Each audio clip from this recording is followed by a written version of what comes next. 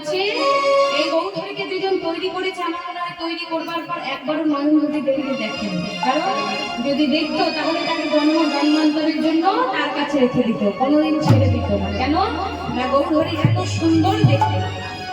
তাই বলছে কি, এই যে এত সুন্দর দেখতে কথা বললো মা কি না, ভুবন মোহন রূপ, ভুবন ভোলানো মোহন রূপ। ওই গৌরকে একজনে যেজন নয়ন দিয়েছে সেই কিন্তু জগতের সবকিছু, পাঠ্য জগতের সবকিছুকে ভুলে তার ওই লালা বরণের সবকিছু সমর্পণ করছে। তাহলে সবকিছুই বলো না কেন? সত্য কথা বলতে কি বলো তোমার, যে গৌর হরি যদি দেখতে একটু কুৎসিত হতো তাহলে তার প্রতি অতটা ভক্তি আসতো কি? গৌর হরি যদি দেখতে কুৎসিত হতো, কালো হতো, তাহলে এই যে পদকর্তারা এতবার করে বলছে ভুবন মোহন, ভুবন ভোলানো মোহন রূপ, একবার নয়ন দিলে নাকি নয়ন ফেরানো যায় না। কেন না, তিনি আগে কিন্তু হচ্ছে দর্শনকারী। তাহলে এখনকার যুগে, এখনকার সমাজেও তাই, আগে যাই হয়ে যাক না কেন দেখতে সুন্দর হতে, দেখতে আগে কিন্তু সুন্দর হতে হবে। বিয়ের জন্য মেয়ে খুঁজলে বা ছেলে খুঁজলে যাই হোক না কেন, আগেকার দিনে বয়স বেশি হলে বিয়ে করতে, এখনকার মেয়েরা বিয়ে করবে? 10 বছর, 12 বছর, 13 বছরের ডিফারেন্সে বিয়ে করবে? ভালো করে দেখো, আমাদের নিজেদের মা বাবাদেরই ওরকম ডিফারেন্স, 10 বছর 12 বছর। ওই আমি তো বলি 10-12 বছরের বুড়োকে বিয়ে করবো? আমি মানে কি, কেউই করবে না। এবার আমার ভাইয়ের জন্য যখন আমি মেয়ে দেখতে যাবো, আমি কি দেখবো প্রথমে? মেয়েটা দেখতে সুন্দর, তাই তো? প্রথমে কি দেখবো? মেয়ের কি আছে না আছে, কভরের সোনা আছে, কটা শাড়ি আছে, এসব কিন্তু কেউ দেখে না। দেখে না।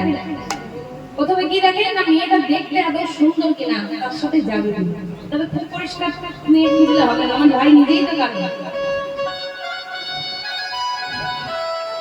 কারণ একটা সত্য কথা তাই দেখবে, ছেলের বাড়ির লোকেরা বিশেষ করে বলে কি, মেয়ে যেন লক্ষ্মী মন্তর হয়, তাই তো? মানে মেয়ের আচার আচরণটা যেন লক্ষ্মীশ্রী বজায় থাকে, যেন লক্ষ্মী মন্তর হয়, তাই তো? কিন্তু একবার ছেলের বাড়ির লোকেরা ভেবে দেখে না যে পরের বাড়ির মেয়েরা ওই লক্ষ্মী মন্তর হতে হবে, না হলে তার মেয়ে নামে কলঙ্ক। পরের বাড়ির মেয়ে তো তাকে লক্ষ্মীশ্রী হতেই হবে, কিন্তু নিজের বাড়ির ছেলেটা আদৌ তো নারায়ণের মতো কি? নিজের বাড়ির ছেলেটাকে তো আগে নারায়ণ হতে হবে, তবে তো পরের বাড়ির লক্ষ্য খুঁজবো। নিজের বাড়ির ছেলেটা নারায়ণ নয়, অসুরের মতো বলছে, অসুরের। তা নিজের বাড়ির ছেলেটা যদি নারায়ণ না হয় মা, তাহলে পরের বাড়ির মেয়েটার উপর দোষ দিয়ে লাভ আছে যে মেয়েটা লক্ষ্মীমন্ত নয়?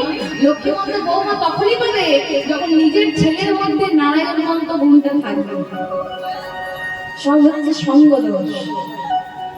সঙ্গ যেমন হবে ঠিক ধীরে ধীরে দেখবে তুমিও তেমনই হয়ে গেছো। ভালো সঙ্গ করলে ভালো সঙ্গ হবে, খারাপ সঙ্গ করলে খারাপ সঙ্গ হবে।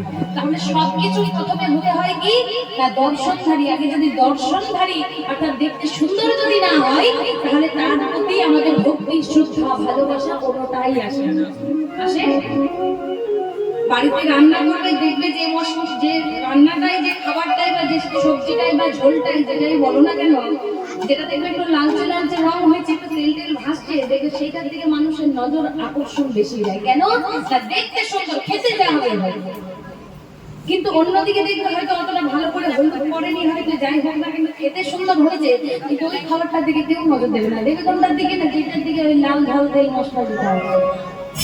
তাহলে প্রথমে কি না, প্রথমে আগে দেখতে সুন্দর হতে হবে, তারপর কিন্তু তার প্রতি ভক্তি শ্রদ্ধা আসবে। আর সব থেকে বড় বাস্তব কথা একটা ভেবে দেখো না কেন, এই যে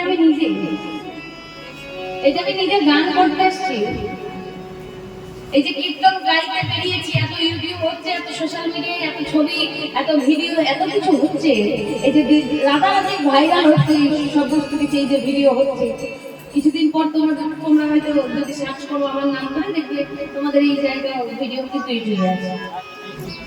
তাহলে এই যেগুলো দেখছো, আচ্ছা প্রথমে যখন আমি কীর্তন শুরু করেছিলাম না, ভগবান যদি যেটুকুই দিয়েছে না কেন, ভগবান যদি কিঞ্চিত মাত্র মুখখানি আমার না দিতে, আমার কীর্তন কিন্তু চলতো না।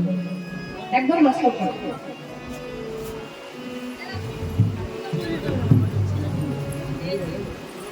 একদম বাস্তব কথা কি না, আমি নিজে যদি একটু দেখতে সুন্দর না হতাম, যদি একটু কুচকুচে কালো হতাম, একটু দেখতে খারাপ হতাম, তাহলে আমার নিজের কীর্তনে কিন্তু কেউ শুনতো না। এই মার্কেটে কীর্তনের বাজারে এটা কিন্তু কেউ নিত না। আজকে সবাই কীর্তন বায়না করে, কীর্তনিয়া বুকিং করে। আমি ভালো করে বলতে পারি, প্রথমে সবাই গান না শুনে আগে দেখে কীর্তনিয়া দেখতে কেমন।